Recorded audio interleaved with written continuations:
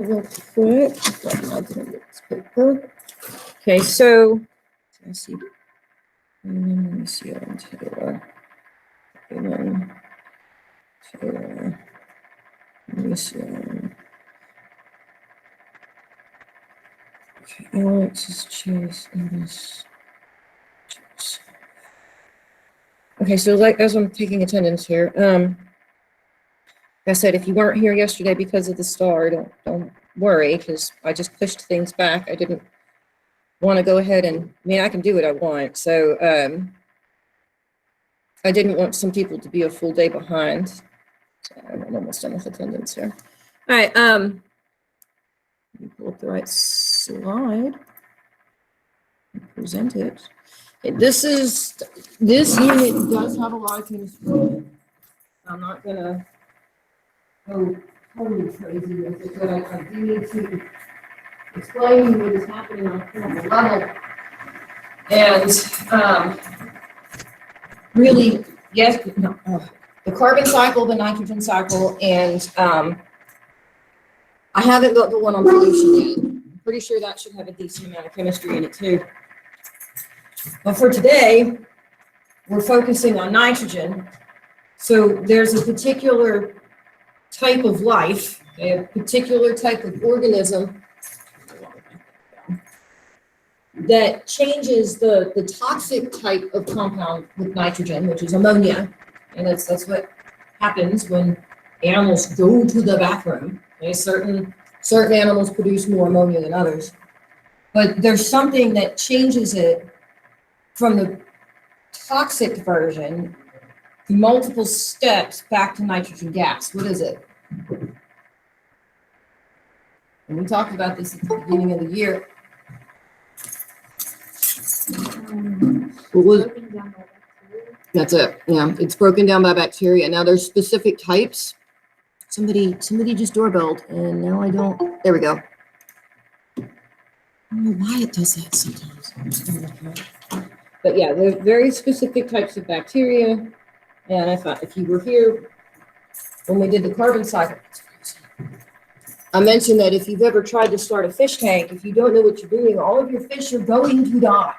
Okay? Because the bacteria is not in the tank. It's if a tank is established, that's the phrase. If you ever are trying to cycle a tank, then it does have that beneficial bacteria. And there's different types of tanks. There's different types of filters. You know, it's way different if it's salt versus fresh too. Salt tanks are a royal pain to get started. They're prettier in general. Once they're established, they're pretty much foolproof. But anyways, the first types. I don't know what I did with my paper. The first types of life on this planet were bacteria, and they were anaerobic bacteria because there wasn't any oxygen in the atmosphere yet, or if there was, it was very, very little. We go way back to the first 6 weeks. You had methane gas and ammonia, and there's water vapor. Along comes this chemosynthetic bacteria, and they started metabolizing things like sulfur and methane because they can, and they gave off a whole bunch of nitrogen gas. That was, I mean, if we would have breathed that air back at, I don't know, oxygen really wasn't starting to be pumped into the atmosphere until about 2.5 billion years ago. So if you go before that, we breathe that air, we would die. Like, we don't have the ability to process that the way the bacteria do. So nitrogen is just like carbon. It's pretty much in everything in some way, shape, or form. You've got it in anything that's a protein. And I'm not going to pull it back up here, but I had shown you what the chemical formula was for simple sugars, proteins, and fats when we did the carbon cycle. It's in our DNA, RNA. It's in every type of nucleic acid. That's the adenine, guanine. You happen to be taking the biology star today. Hopefully they all know that stuff. And then in plants, where photosynthesis happens, it's there too. And so without carbon, there wouldn't be any life. Okay, without nitrogen, there wouldn't be any life. So it's absolutely vital. And most of what we breathe is nitrogen gas, about 80%. This isn't an exact number, there's decimals, but most of the air that we do breathe is nitrogen gas. Now, it doesn't bother us because in its elemental stage, it's almost inert because it has a triple bond. And I don't know how much of your chemistry you remember. So, I mean, I could go way in depth with this, but I'm not going to. So the image on there, that's DNA. I don't know which color is which base, which kind of nitrogenous base. And you don't need to know which way they mix up and everything. So everything goes to the bathroom in some way, shape, or form. Well, plants don't really technically that. So non-plant life, animal life. Now we are going to focus on fish, okay, because it's the easiest way for me to explain the nitrogen cycle to you. Now, like I said, we still pee and poo, and we don't necessarily have ammonia in our urine the way cats do. It's something else. But the waste products that are in our waste, wasn't trying to be redundant there, but the bad things that are in our waste eventually form some type of nitrogen compound. What? Bacteria. It's specifically anaerobic bacteria, but it's bacteria in general. Ammonia is NH3. It is an extremely strong base. This is what kills fish. Okay, if you just put water from your tap, well, that's going to kill them too, because the chlorine, like our water's chlorinated to keep the bacteria out of it. That literally burns the fish's gills. It kills them. Okay, so if you go to start up a fish tank, you need to look up what the heck it is you're supposed to do. And when you do cycle your tank, if you don't go and get the beneficial bacteria, which you can buy, it speeds up the process. You cycle your tank normally with shiners. Just for your information, the fish that you go fishing with, that you get from like, I don't know, Bass Pro Shop or something, you know, shad, the little trash fish. I don't care if those die, or goldfish. But you would have to cycle said tank because it takes time for the bacteria to become established. It takes time for the major types of bacteria we're going to talk about. The first thing that they're going to do is they're going to change the ammonia to a nitrite. That's a specific type, and what I'm saying will be on, I think it's on the next slide, I don't remember. And then a different type of bacteria is going to take those nitrites and change them to nitrates. And then a different type of bacteria is going to change it to nitrogen, which is then processed by like plants and algae. Algae is not necessarily a bad thing for your tank. I mean, you don't want it everywhere. I mean, you get those little algae eaters at the cosmos, and they munch around on the sucker fish, which are weird, they're like little tanks. But the first step of this is going to create ammonia. Is that a Google ding or was that email ding? Let's see. It must have been an email ding.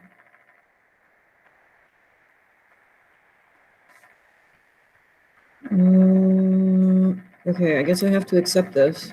I don't know why they're making the entire chemistry team do a meeting on Friday after school. No idea what we did this time. Okay, I'll go back to my. Okay. And this is just and I don't think I put this on your thing. We're going to talk about each of these steps individually. So we have fish eats food, and their body processes the food, and they get those. If you've ever had fish, it looks like this string of stuff that comes out the back end, which is their waste combined. Fish technically don't pee. It's everything together, just like a chicken. And then so you've got your poop, and you've got rotting vegetation, the things that are decaying.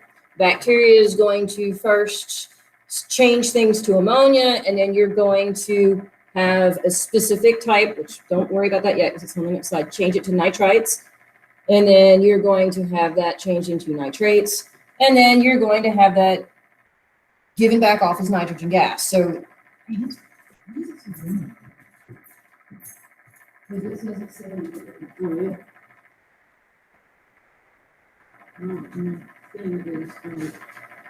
Let's see if it fits on. I don't think it fits on here. So the first part of this cycle is your living organisms are going to eat something, whether it be plants or animals. I mean, they're going to ingest food. And then eventually they're going to have to go to the bathroom in some way, shape, or form. When an organism eats whatever, two things are going to be produced. Carbon dioxide, which is going to go into the carbon cycle, which we just talked about. Okay. The other thing that's going to be produced is ammonia. The first type of aerobic bacteria is nitrosomonas. I could, I guess, go more into like each type of bacteria, but this particular type changes it into a nitrite, which is NO2. Oh, I should have a -1 charge on there, but it's okay. I'm not going to make you guys do chemistry, but this is a nitrite. Okay? And then another aerobic, not anaerobic, aerobic bacteria, because it's adding oxygen, which is why I know that they're aerobic. So they take the ammonia, the nitrogen, and it's going to add 2 oxygens in this case. Then the nitrobacter, yes, there's one. The nitrobacter are going to add another oxygen onto the nitrite, and it's going to create what is called nitrate. I'm pretty sure most of you do not really remember chemistry, at least not in depth, but the difference between an ite and an ate is ates just have 1 more oxygen than their ites. So sulfites SO3, sulfates SO4. It's the only difference is that you've had an extra oxygen fixated, this is called nitrogen fixation, fixed onto, in this case, the nitrogen. And then your plants are going to process that. Plants are going to include algae.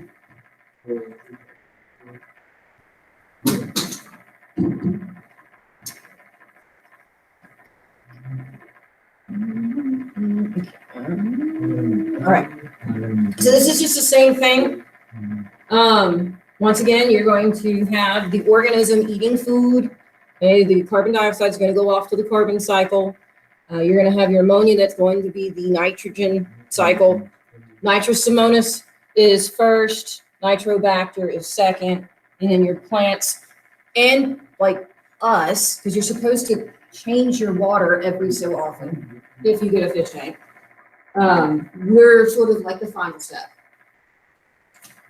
Most of the nitrogen that its natural state into the gas that we are all breathing right now doesn't hurt us.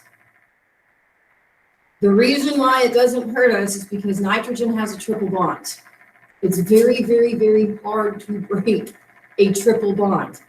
So even though nitrogen gas is not a noble gas, like helium, which is why you can breathe helium and it doesn't bother you, it just changes your voice because it's a smaller molecule and smaller things are at a higher pitch. Just so you know. Anything that would be more dense than what we normally breathe.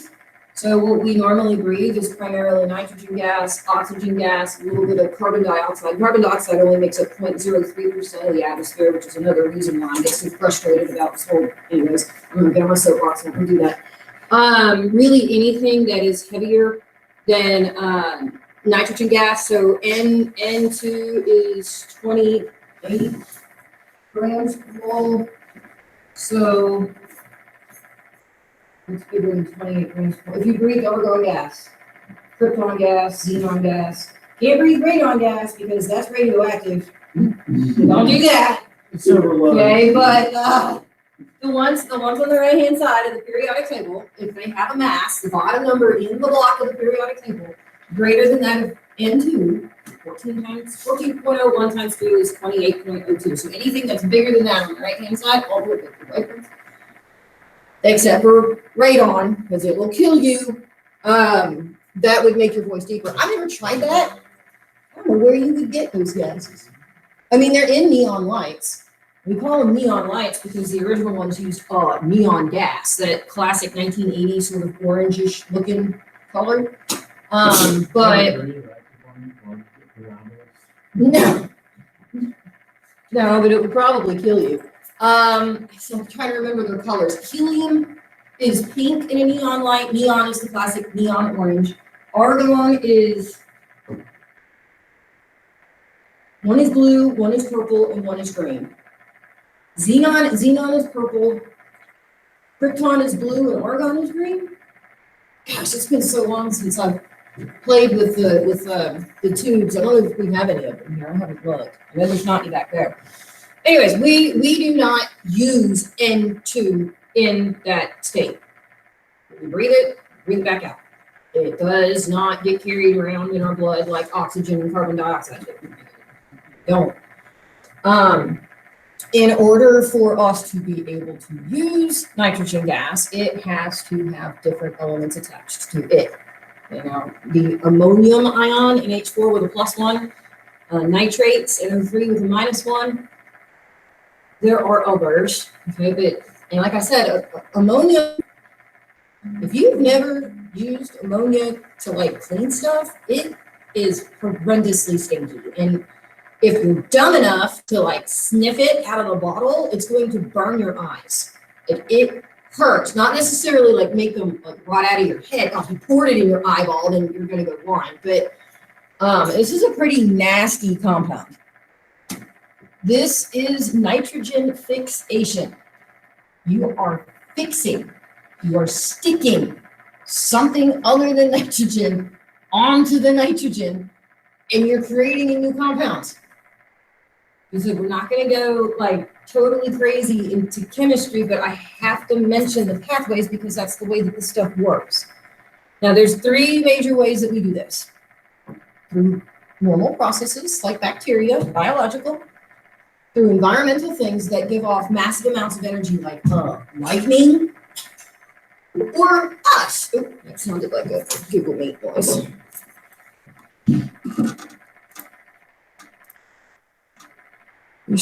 I know lots of people are having issues with internet. What is what? And we'll do each one of these.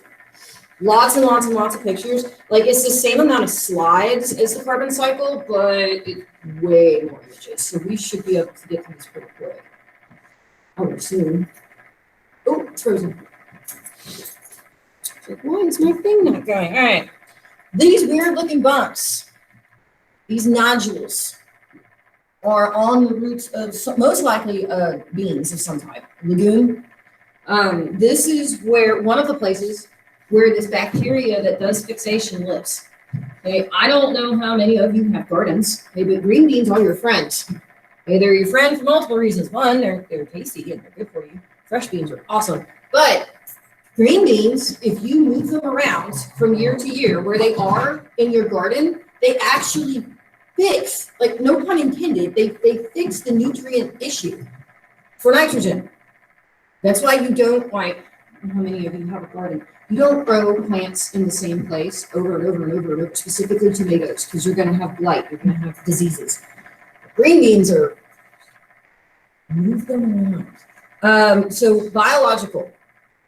This is done by nitrogen fixing bacteria. We mentioned the two, the cycle, the nitrobacter and the nitrosomonas. If there's others, I don't know what they are.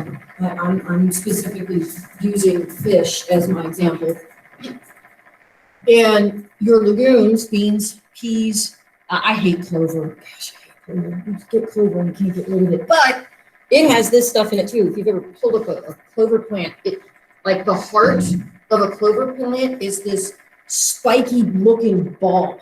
And it's like really hard to get out of the ground. Well, the chunks that are on it, like the bumps that are the spikes, these things. But that's not a clover group.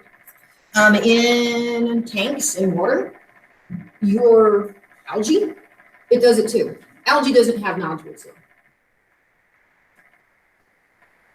But they do this process.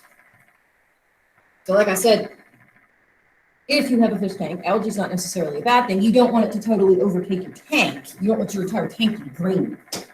And then, like I said, that's why you get Placostomus. You get those little algae eaters, little sucker fish. and they don't have to all be the big ones. You can get little dwarf ones that can be very, very, very cute. Those algae fish are weird. They have these spikes in their gills, and if you don't have ones that get along, they'll actually fight each other. Like they'll like slam their heads against each other, trying to like impale these spikes that come out of their gill. It's really, really neat. The suckerfish, the algae eaters, they literally have like weapon spikes that are on their gills, and if they don't like each other, they will fight each other to the death. No, not green beans. Yeah, green beans are going to come fight you to the death with spikes coming out of their gills. I don't know. I enjoyed having fish. All right, environmental. You're going to have something that is going to produce a heck of a lot of energy in some way, shape, or form that will fix nitrogen. So you're going to have lightning. You're going to have volcanic activity. Forest fires will do this. But you're going to have heat energy, okay, whether it's hotter than the surface of the sun, okay, or it's just really hot or just mildly hot in the form of like regular fire. Well, fires can get very hot depending on what is burning. I don't know if you've ever noticed, I mean, I'm sure you have, but when there's a lightning storm, there's a really specific smell. Not rain, lightning has a very, very, very specific smell that's going on. And it has to do with ozone. And it also has to do with nitrogen fixation. That metallic is the wrong word. If you've ever been in a decent enough electrical storm, which this area is notorious for, specifically because of the pollution, you smell that electrical storm smell. Like I said, it's not the smell of fresh rain. But that's what you're smelling. Humans. All right, so evil, bad humans. When we burn fossil fuels, whoops, there was one more on there, there's not. We use fertilizers. We have to. Well, we don't have to, but it improves the yield of your crop. The problem is specifically the Mississippi, okay, which drains the entire center of the United States. It brings the fertilizers with it from all the farmlands that's in the middle of our country, and it dumps it into the Gulf of Mexico. And it's a heck of a lot of nitrogen that goes with it. These cause what are called algae blooms, and you have a gigantic dead zone, like right off the coast of Louisiana, because of the amount of nitrogen in the ammonia. Like it kills everything, and it's getting bigger. And it's specifically because of the amount of fertilizers that we use. Now we can help to remove nitrogen by growing the specific plants that I had mentioned. But we always say fossil fuels, bad, bad, bad. It can actually, in this format, be beneficial. Like I said, I'm not saying go for entires in your yard, I'm not. All right, we've got different portions of the nitrogen cycle here. And I can't remember if I put this big honking thing on your paper or not. Nitrogen mineralization. So this is, I am talking about, okay, where this purple circle is. This part right here. This is called ammonification, making ammonia. Okay, so the more generic way to say nitrogen mineralization. This is when things decay. Did I put this on the paper? No, I did not. I should have put it on the back, but I didn't do it. Maybe I'll add that. I don't know. So we've got things that are dying. We've got nitrogen fixing bacteria that are in those specific plants I mentioned. We also have nitrogen fixing bacteria that's in the soil itself. Okay, that's separate. In the water, you can have other things that like algae. But decomposing, I see things that have died, rotting by bacteria, by fungus. You're going to be creating ammonia in this process. So the N2 with fixation adds on hydrogen gas to make ammonia. Well, that's actually the ammonium ion. Ammonia is NH3.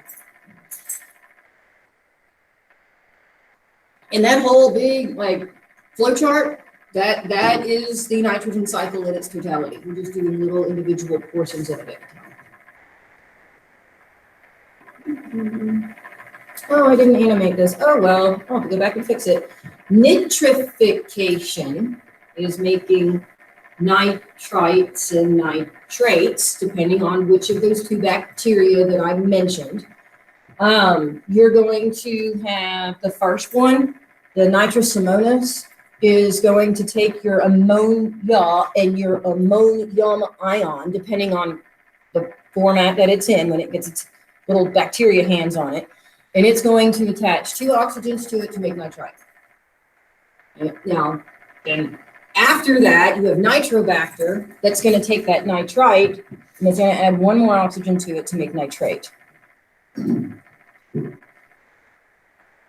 then you're going to have plants that take all 3 of them and brings it into its tissues, which then we eat, and then we poop, and we pee, and it starts to cycle all over again. So if it was not for bacteria,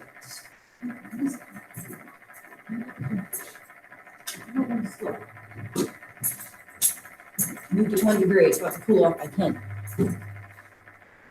So it just depends on which type of bacteria is present, where the stuff is occurring, as to what's going to happen.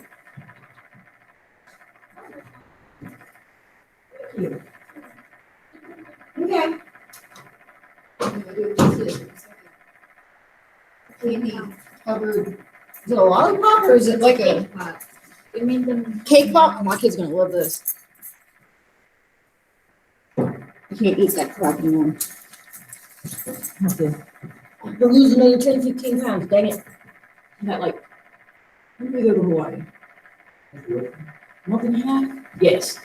All right, so now ammonia, let's see, where are we at on here? We are on, so over here on the right-hand side. So we've got the creation of our nitrites and our nitrates. That's the purple section that's over on the right-hand side. I really should have put that on the paper and I didn't do it. I'll add it on there. You're not going to have to like circle parts on like that giant flow chart or anything. It's just, that's the specific part that we're talking about. So we had the first part was the creation of ammonia. Okay, the second part is the creation of your nitrites and your nitrates, which then goes back into plants.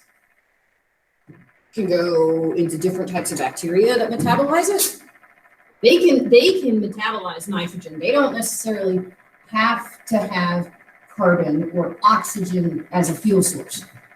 And there's some bacteria that metabolize methane. There's some that metabolize sulfur. And these particular type of metabolizing the nitrogen, specifically the ammonia. And then eventually, so we got plants, because we don't normally start munching on bacteria, although we use bacteria to cure all different kinds of food. Like I tell you, we make cheese and yogurt. And then things more towards the top of the food chain, whether they be cows or people or whatever, are going to ingest those things. But the nitrogen has to be fixed. It can't be.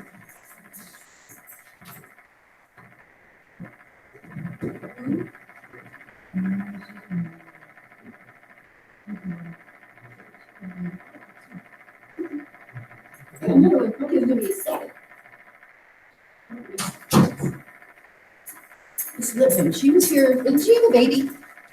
When she pregnant? I know this used to be her room. All right. Let's see.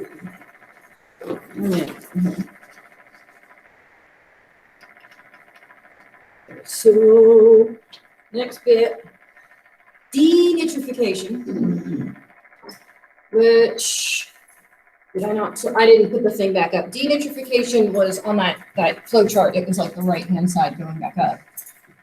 This is done by bacteria, and it takes a nitrate and turns it back into nitrogen gas, which then goes into the atmosphere. You know, bacteria way outnumbers us. Okay, and I know they're teeny tiny, and they work together like a little army, And that's why we have most of our atmosphere as N2, which is good because if we had too high of a concentration of oxygen in our air that we breathe, we would die. Too pure oxygen will kill you. And I know people that like smoke and they have the tanks, it's because their lungs, they're not working right, and so they have to have a higher concentration to be able to put the oxygen in their blood. My grandfather used to have one of those tanks, and he still smoked next to the tank. I was like, "You're going to explode." He never stopped smoking. Still don't know how he made it to 76. He used to smoke like 2.5 packs a day since he was like 12. Anyways, so your bacteria in the process of denitrification, okay, so taking the oxygens back off of the nitrites and nitrates, specifically nitrate, changes it back to N2 gas. Bacteria are powerful little boogers. They give back that triple bond.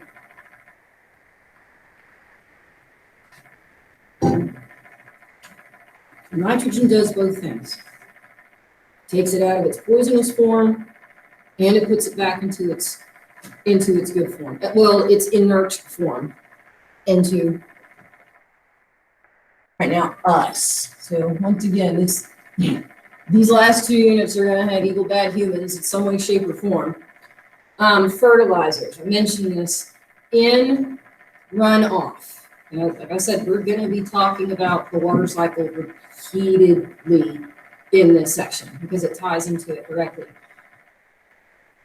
It either is going to be on overland flow, so like in rivers, surface, or it's going to get down into the groundwater, which is our drinking water. Well, at least that's where we normally pull it from the aquifers. In drinking water, it's been tied to cancer. I honestly think everything has been tied to cancer by now. You do anything in excess and it's going to have some type of negative effect on you. It also causes breathing problems in kids, infant kids. Not like, so if you've ever noticed in the store where they have the baby formula, they always have the not deionized, that'll kill the babies, the distilled water. And because that's what you're supposed to use. You're not really supposed to use tap water, but most of us do it anyways. But we do. I did. My kid's fine. Relatively speaking, she's okay. But it can cause breathing problems. It doesn't mean it's necessarily going to. It depends on how much nitrogen is present in the water. On surface water, so in ponds, you're gonna see. Now it depends if it's a phosphate or if it's a nitrate. You're not supposed to just dump like water from like your washing machine into lakes and stuff. You're not supposed to wash things in the river because of this. You get what are called algae blooms. It's the frothy green looking algae, which that's actually a really long process, and I don't think I went over this. I don't remember if I went over this at the beginning of the year, the way that this works. But you have an overload of oxygen. Well, it depends. It depends on if it's a phosphate or nitrate. I don't want to go too far into this because I'm not going to test you on it. Anyways, you have everything goes out of whack. The balance of the ecosystem goes out of whack, and you have fish die off like crazy. You have algae blooms. Like I said, it's not like what you think of in a fish tank, like the light green. If you've ever seen it, frothy, foamy looking scum, like that's an algae bloom. And then you also have issues with competition species. Something may completely die off and something else takes over. New predator-prey relationships, that kind of stuff.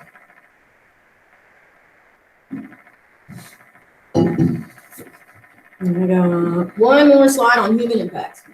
It's evil, bad humans.